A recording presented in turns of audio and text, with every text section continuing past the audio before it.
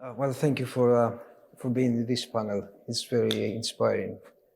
Well, we have done diaNEOsis, the Organization for Research and Studies, has done a study which was entrusted to my team at the University of Athens in order to assess the impacts of climate crisis to a number of productive sectors in the country. Well, we did the study without knowing about COVID, but in the course of the study, I will discuss about it a little bit later. I mean, what you see. In the course of the study, we had to cope with COVID as well. And this is because we have two different pandemics. The one is the known, the COVID-19, which has immediate results and needs immediate recovery measures. And the other one is the climate crisis, which is a pandemic in slow motion. They have different timescales, but the timescales have to be merged in order to have the best effective policies and results. And to my understanding and the feeling of the study is that the measures, at least with respect to the green sector and the energy sector, have to be for COVID-19, for the recovery, have to be the first phase of the overall plan for the adaptation to the climate crisis. And the target is 2050. This is the target with steps for 2030 and 2040.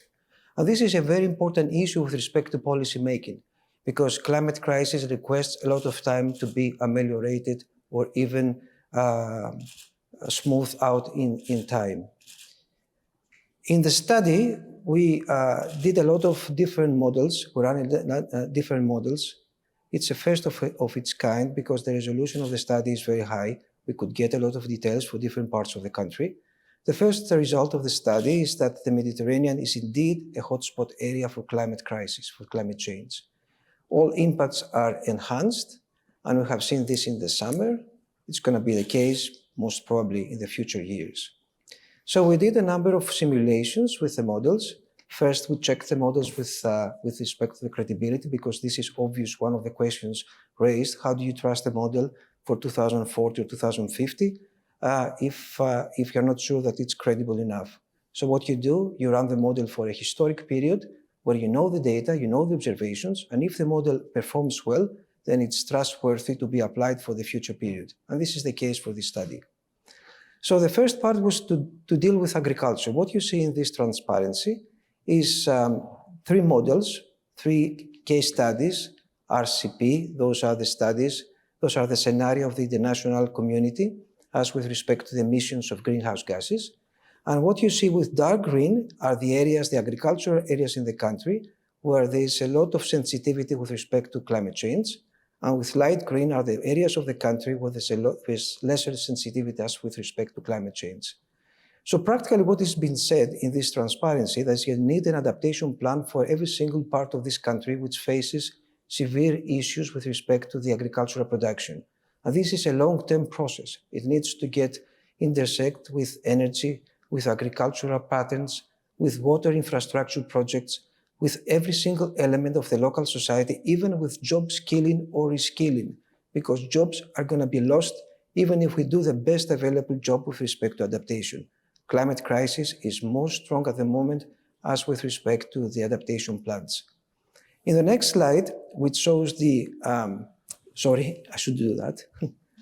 In the next slide, which shows the detail of the approach, you can see the urban areas issue and the heat waves, which is indeed an issue. And going from the left to the right, we are moving to the less optimistic scenario, to the most pessimistic one. And you can see the change of the colors. The more the red the color, the more the heat waves. And this is important because urban areas host in this country 60% of the population, on the one hand. And on the other hand, they are the production side of a good number of the GDP of the country. So you need to pay attention to the urban areas in order to have the proper living conditions on the one hand, and on the other hand, to avoid energy poverty issues as with respect to the use of energy, especially in the time, I hope it doesn't gonna last, with high energy prices. The next one is about tourism. Again, we pinpointed a very specific parameter, which is the number of hot days, that is the days above 35 degrees centigrade, and you can see different parts of the country. Again, from the bottom left to the bottom right, you see the different range of impacts depending on the scenario of IPCC, and we have selected a number of touristic areas. Now, why it is important? Because tourism, as everybody knows in this room, is a major contributor to GDP production. on the one hand, and also it demonstrates the need for adaptation plans in the building and energy sector. You need to have enough energy to provide the cooling needed for the buildings for tourism. You need to have good buildings in order to have energy efficiency. Now, moving to the energy part of the study, of course, I'm going to show you very small part of the study. It could be said that this is the useless information of the day, but it's not. This is the billion tons of CO2 produced by Greece in the course of the modern history of the country. 4 billion tons of CO2. And why this is important and not useless? Because this is exactly the same amount that was saved due to the restriction measures by COVID. It was not done to reduce CO2 emissions, but due to the travel restrictions and the working restrictions and everything else, this was the reduction in the year 2020.